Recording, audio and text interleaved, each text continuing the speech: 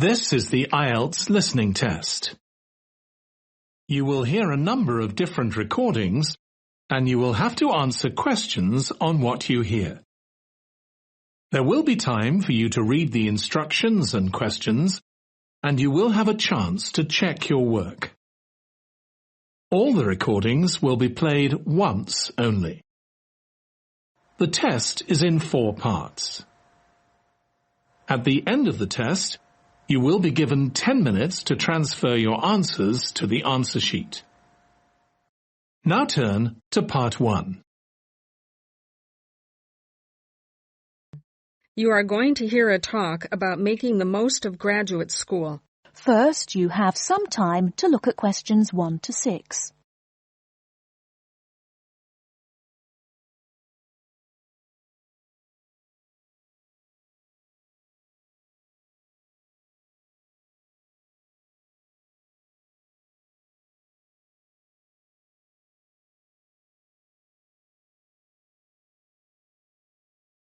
Good afternoon. Welcome to you, new entrants to the graduate school. My job now is to give you the graduate school survival guide and make some concise suggestions for getting the most out of your relationship with our research supervisor, getting the most out of what you read, and making continual progress with your research. First, your relationship with your supervisor. This is fundamental. Meet regularly. You should expect to meet once a week or at least every other week because this will give you the motivation to make progress and also keeps your advisor aware of your work. Prepare for your meetings. Come to each meeting. Also, bring the notes from your previous meeting together with a list of any upcoming deadlines. Make a plan for what you hope to get out of each meeting. After the meeting, email your supervisor a brief summary. Include a list of major topics discussed, a list of what you agreed on, a note of any advice you may not want to follow, and a new summary of what you are planning to do. This helps avoid misunderstandings and provides a handy record of the progress of your research. Add a to-do list for yourself and your supervisor, including a reading list. Finally, add the time and date for the next meeting. My second main piece of advice is to keep your supervisor informed. Show him or her the results of your work as soon as possible. This helps your supervisor understand your research and identify any potential points of conflict early in the process. Include summaries of your work, including any results of experiments, and also anything you write about your research. Thirdly, communicate clearly. If you disagree with your advisor, state your objections and concerns clearly and calmly.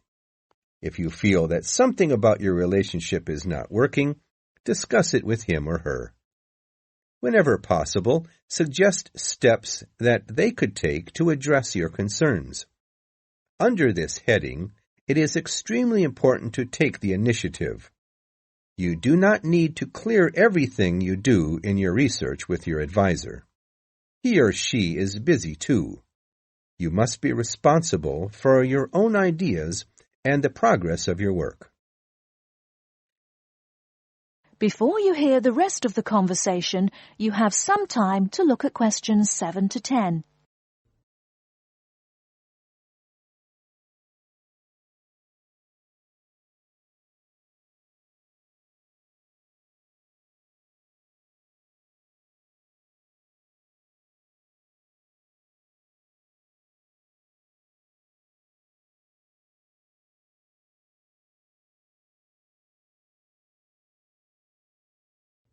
Now listen and answer questions 7 to 10.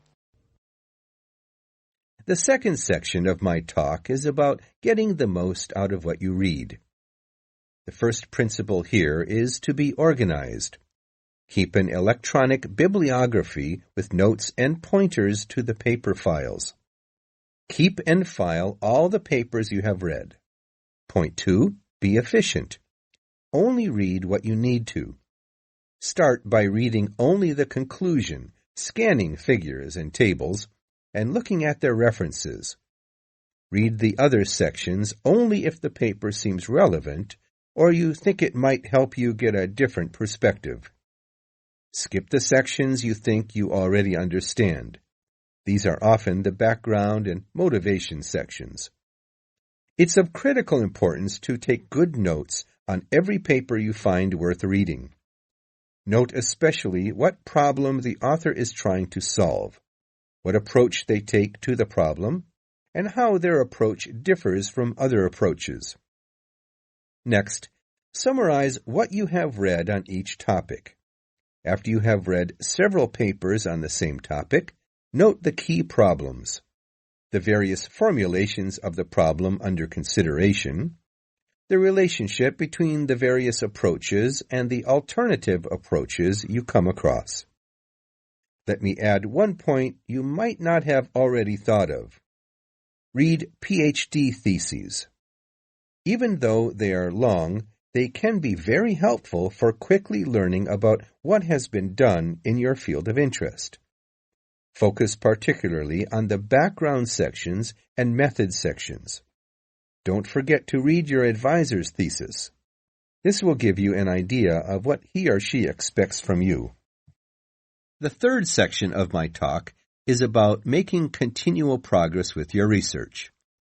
Keep a journal of your ideas. Write down every issue you are thinking about, even if you think it is stupid. This will help you keep track of your progress and keep you from going round in circles.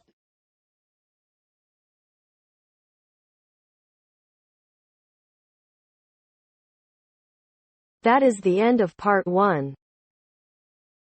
You now have half a minute to check your answers.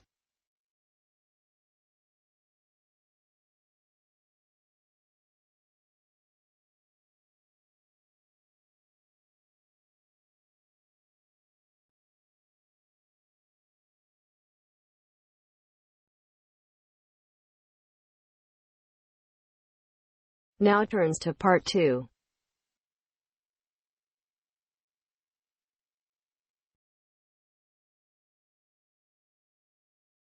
The Student Union is having a meeting to discuss how to help the community.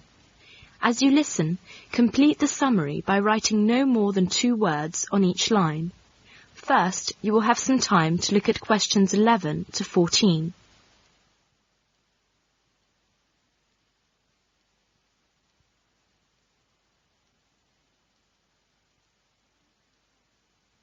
Now listen carefully and answer questions 11 to 14.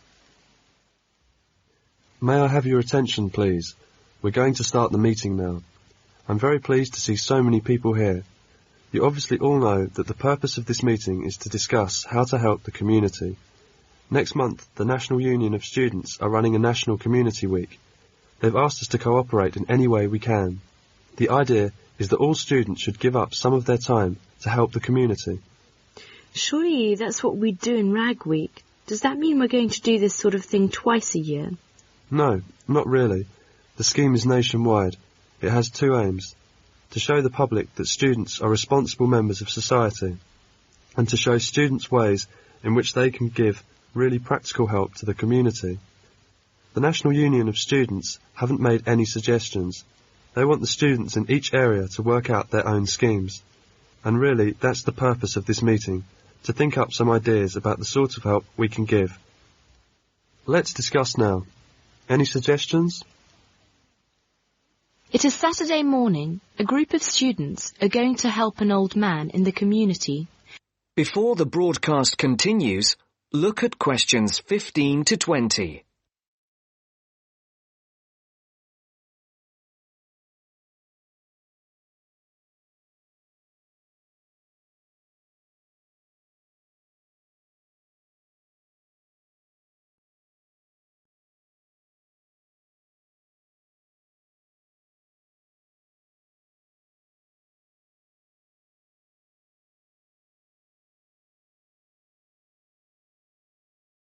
You will now listen to the second part of the talk. Where is Milkman Street? Is it far? No, I don't think so. It's somewhere near. Oh, look there. It's just around the corner. What's the number again? Number 8, Mr. Tyler, 8 Maltman Street. Careful with those tins of paint. I'll knock. The welfare office said that they'd written to him to tell him we were coming. The curtains are all drawn. It doesn't look as if anyone's at home. He's probably watching TV. He's a long time coming. He'll be pleased to see us, I'm sure. Go away. I don't want any. Hello, Mr. Tyler. Is it Mr. Tyler, isn't it? We're the student volunteers. Engineers? I don't want any engineers. I've got a gas fire. No, Mr. Tyler. We've come to do your decorating. No, thank you. Not today. Perhaps you could open the door, Mr. Tyler. We've come to paint your kitchen. Well, why didn't you say so? We can come again tomorrow, if it's inconvenient now. No. It's all right. Don't stay there at the front. Come round the back. I never use the front door, only the back. Who is it? It's the student volunteer. Hello, you're the student volunteer, aren't you? Yes, good afternoon. The welfare office told me to come here. My name is Diana. Yes, they wrote to me about this. Come in, please. There, isn't that nice and comfy? That's lovely, dear. And warm, too. It's really cosy in here. I wish I could get about a bit more, like you young people. I could go out and see my son and my grandchildren. They live in Edinburgh, you know. I don't see them often. My son has got a lot of work. I used to go out to work. That was after my husband died. Never worked when I was married, though. No? No, never. He used to say a woman's place is in the home. Yes, life's like that. I'll just dust these photos. That's him, the one in the middle of the front row. His moustache was lovely. That was taken when he was in the army. He looks very smart. Yes, he was. I can remember it as if it were yesterday. Well, there we are. I want you to read a book to me. You know my eyes are not very good now. Where is the book? It's on my desk. It is Little Dorrit by Dickens. You know the bit I like? It's on page 201. It describes Little Dorrit's love for her father. Ah, yes, here. She never left him. Nice and comfortable? Here, put this shawl around your shoulders. My husband used to read this book to me. She never left him all that night, as if she had done him a wrong which her tenderness could hardly repair. She sat by him in his sleep, at times softly kissing him. That is the end of part 2. You now have half a minute to check your answers.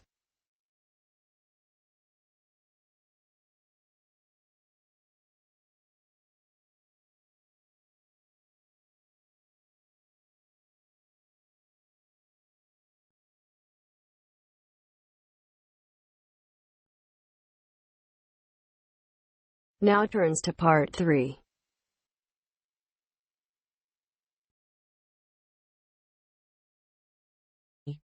A student wants to register for a conference. Listen to the conversation between the student and the woman and answer the questions. First, you have some time to look at questions 21 to 24.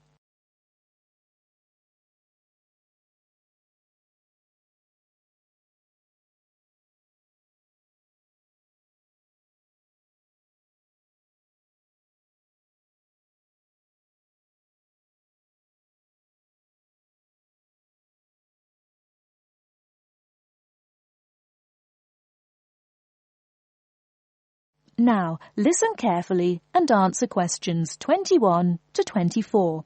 Good morning. Can I help you? Yes. Is this where we register for the Beyond 2000 conference? Yes. What's your name and I'll get your conference bag. Well, I haven't actually registered yet. I was told I'd be able to register today, so I hope that's okay. I've just arrived in Melbourne. That should be fine if you're a student. I'll need to take your details, though. So, can I have your full name? Yes, sure. It's Melanie Mitchell. Is that M-I-T-C-H-E-L-L? Yes, that's right. And that's Ms., not Miss. OK, fair enough. And what's your address, Melanie? I live in student accommodation at Sydney University, so my address there is Room 66, Women's College, Newtown. OK. And which faculty are you studying in? I'm in the Faculty of Education. I'm doing a Master's in Primary School teaching. Right. And may I see your student card because I need to verify that you're a current student? Yes, sure. Here it is. My number is 994578ED. The woman asks the student some more questions about the conference. Before you hear the rest of the talk, you have some time to look at questions 25 to 30.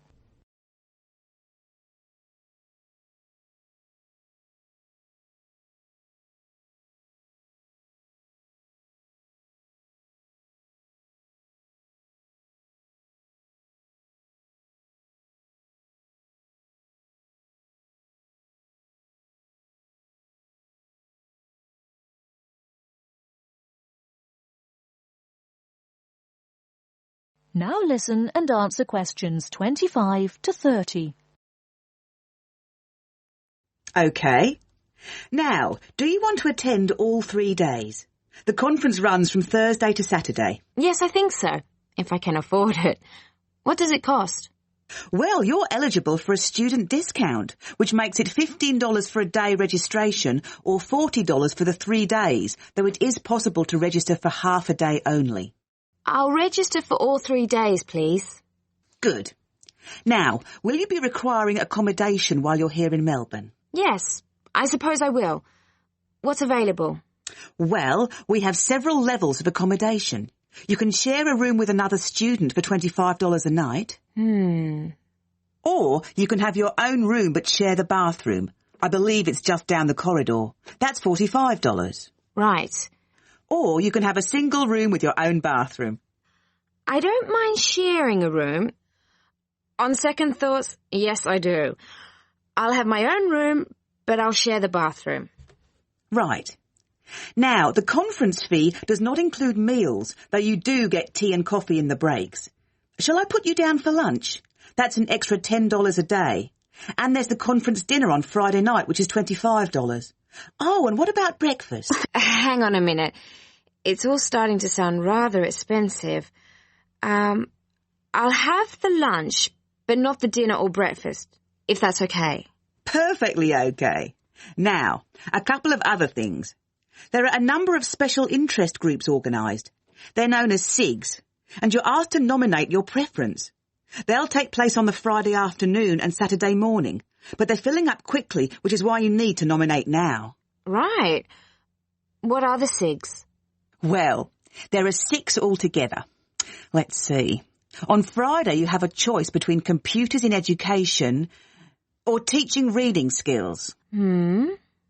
Or a session on catering for the gifted child.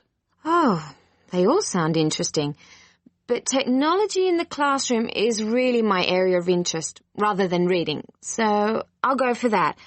I can probably read up on the gifted child topic myself. Right. And then the Saturday options are a session on cultural differences, or there's music in the primary curriculum, or you could go to the one on gender issues in the classroom. Wow! Can I go to them all? They all sound fascinating. Afraid not.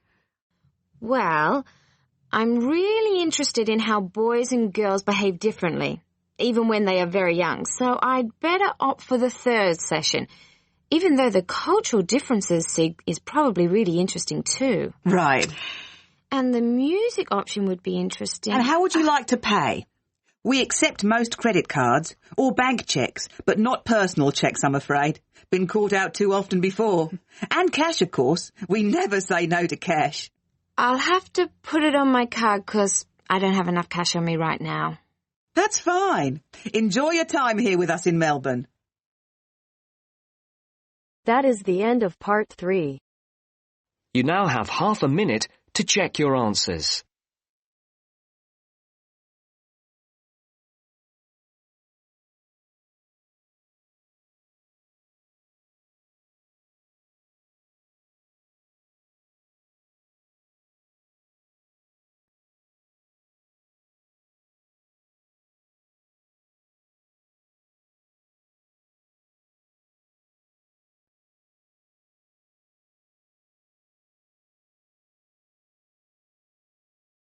Now turns to part 4.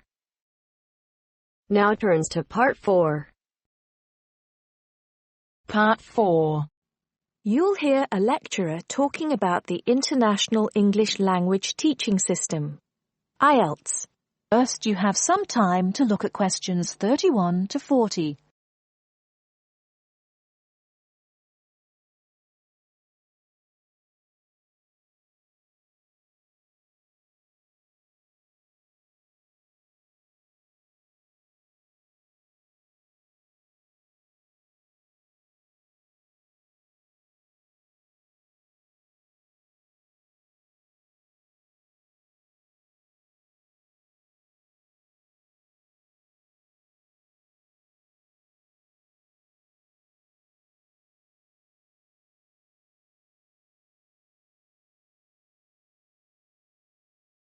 Now listen carefully and answer questions 31 to 40. Remember to write no more than 2 words or a number for each answer. Hello everyone. Now, the International English Language Testing System exam, or IELTS as it's better known, is one of the most successful and popular English language exams in the world today. What we're going to look at now is the history of IELTS and how it came to be so successful. The story starts back in the 1960s when the British Council created an exam called EPTB to test international applicants wanting to study at universities and colleges in the UK. EPTB, by the way, stood for English Proficiency Test Battery. Strange name, I know.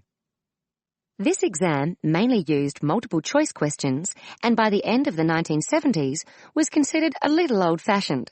So, in 1980, it was replaced by IELTS, the English Language Testing Service. This new exam was much more modern in approach. It was much more communicative, for example, and was intended to reflect how language was used in the real world, particularly in the academic context of universities and colleges.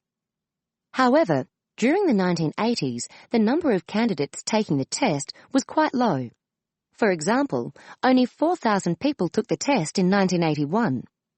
It's true that this had risen to 10,000 by 1985, but if you compare that to the number of candidates who take IELTS each year these days, more than 1 million, you can see why they considered it to be quite small. There were also some practical problems with the test. So, in 1987, it was decided to conduct a review, leading to a revised version of the exam.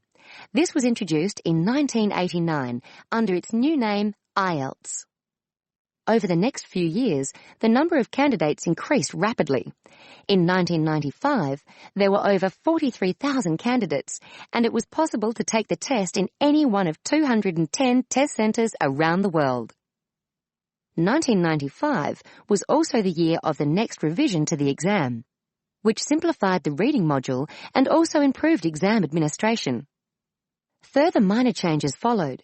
The speaking module was altered in 2001, and the criteria for marking the writing tasks were revised in 2005. In the same year, a computerized version of the exam was offered at certain test centres. 2003 was a milestone for IELTS, as it was the year when the number of candidates went over 500,000 for the first time. There's no doubt that today, with, as we said, a candidature more than double what it was back in 2003, IELTS is a major player in the highly competitive industry of English language examinations. That is the end of part 4.